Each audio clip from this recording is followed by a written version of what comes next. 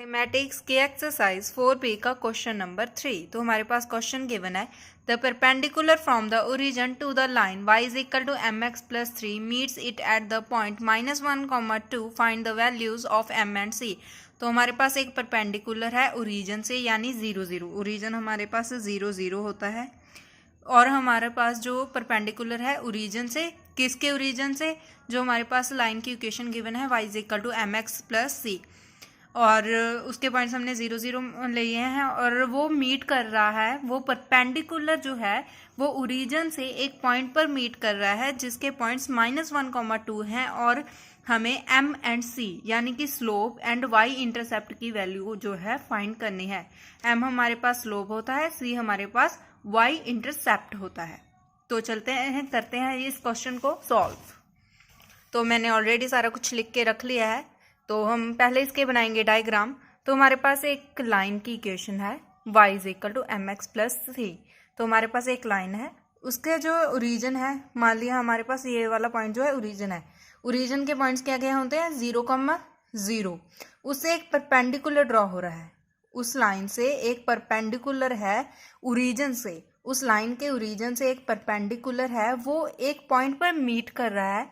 वो पॉइंट क्या है हमारे पास -1, 2। ठीक है, तो हमें बस यही चीजें गिवन है। m हमारे पास स्लोप है, हमें फाइंड करना है। c हमारे पास y इंटरसेप्ट है, हमें ये दोनों चीजें जो है फाइंड करनी है। ठीक है, तो अब करते हैं क्वेश्चन। तो हमारे पास गिवन है, सबसे पहले हमारे पास गिवन क्या है, इक्वेशन ऑफ लाइन।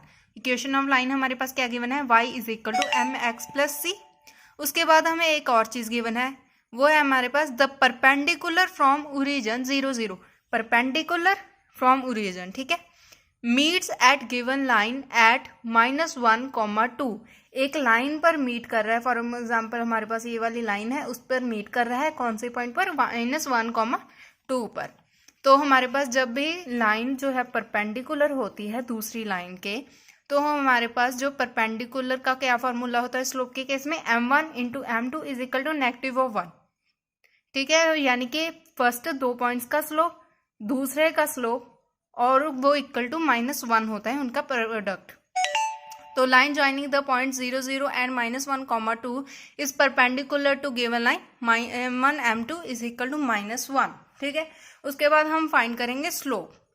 तो slope of given line joining 0 0 and -1, 2 is, हम उसके बाद हम 2 पॉइंट्स ले लिए हमने। हमारे पास जो ये वाला 0 0 पॉइंट है हमारा ओरिजिन है, -1, 2 जो जहाँ पर हमारे पॉइंट्स जो है मीट कर रहे हैं, तो हम 0 0 को हम x1 मान लेंगे और इस 0 को y1, इसे x2 और इसे y2 मान लेंगे। हम आगे वाला पॉइंट हमेशा ब्रैकेट्स में x होता है, दूसरा पॉइंट y होता है।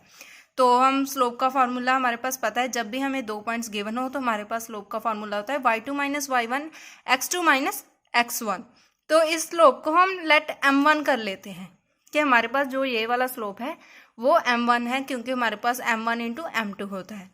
तो वैल्यूज को कर देंगे पुट y2 माइनस y1 यानी कि 2 - 0 डिवाइडेड में x2 माइनस x1। x2 है -1 इंटू x1, -1 माइनस का 0, तो हमारे पास आ गया 2/-1। तो हमारे पास m1 की वैल्यू आ गई। तो इसे कर देंगे पुट इन 1 में पुट करेंगे। तो लेट कर लेते हैं m2 इज इक्वल टू क्या है, m के इक्वल है, तो m1 एंड m2 इसे भी हम इसमें ही पुट करेंगे। तो वैल्यूज को कर देंगे पुट, m1 की जगह हम पुट करेंगे 2/-1 और m2 की जगह हम क्या पुट करेंगे, m इज इक्वल टू -1। तो हमने इस तरह क्यों किया, बिकॉज ये लाइन जो है, बिकॉज लाइन्स आर परपेंडिकुलर। ठीक है, तो 2/-1 इक्वल टू -2 लेंगे into m is equal to -1। तो हमारे पास आ गया -2m इज इक्वल टू -1। तो नेगेटिव साइन के साथ नेगेटिव साइन कट हो गया, तो हमें m यानी कि स्लोप की वैल्यू चाहिए। तो m की वैल्यू क्या आ गई, 1/2। तो यहाँ पर सबका क्वेश्चन यही होने वाला है कि हमने जब एक बार m निकाल ली थी, उसे हमने m1 क्यों लिखा, उसे भी तो m लेकर जो है आंसर निकाल सकते थे, हम उसे ही स्लोप मान सकते थे। उसे हमने इसलिए नहीं माना क्योंकि वो लाइंस जो है परपेंडिकुलर है, इसलिए हमें उसमें पुट करना पड़ेगा। तो अब हम लिखेंगे since points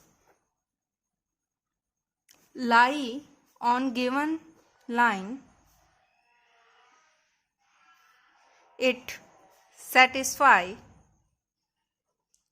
the given equation y is equal to mx plus c। तो हमने लिखा जो हमारे पास जो है पॉइंट है, कौन सा पॉइंट, -1,2, वो किस पर लाई कर रहा है, गिवन लाइन पर है वो, और वो कौन सी इक्वेशन को सेटिस्फाई कर रहा है, गिवन इक्वेशन को। हमारे पास वो given equation y is equal to mx plus c है, तो उसमें वैल्यूज को कर देंगे पुट।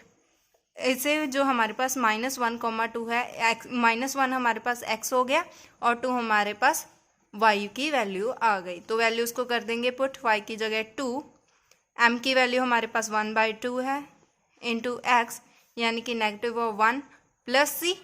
तो इसे सॉल्व आउट करेंगे, मल्टीप्लाई करेंगे इन दोनों को, तो हमारे पास आएगा -1/2 प्लस c। तो ये वाली वैल्यू हमारे पास नेगेटिव में है, इस साइड लेकर जाएंगे तो पॉजिटिव में हो जाएगी, तो हमारे पास बन जाएगा 2 + 1/2 इज इक्वल टू c। अब लेंगे इनका एलसीएम। एलसीएम लेने के लिए हमें इन दोनों की क्रॉस मल्टीप्लाई, क्योंकि दोनों किसी भी सेम टेबल पर नहीं आते, तो इन दोनों की आपस में क्रॉस मल्टीप्लाई यानी कि 2, और उसके बाद इनकी आपस में क्रॉस मल्टीप्लाई यानी कि 4 + 1, क्योंकि सेंटर में क्या है, प्लस का sign, is equal to c। Plus करेंगे तो हमारे पास आएगा 5/2 इज इक्वल टू c। तो हमें c एंड m दोनों की वैल्यूज फाइंड करनी थी। c है हमारे पास y इंटरसेप्ट, तो हम लिखेंगे द रिस्पेक्टिव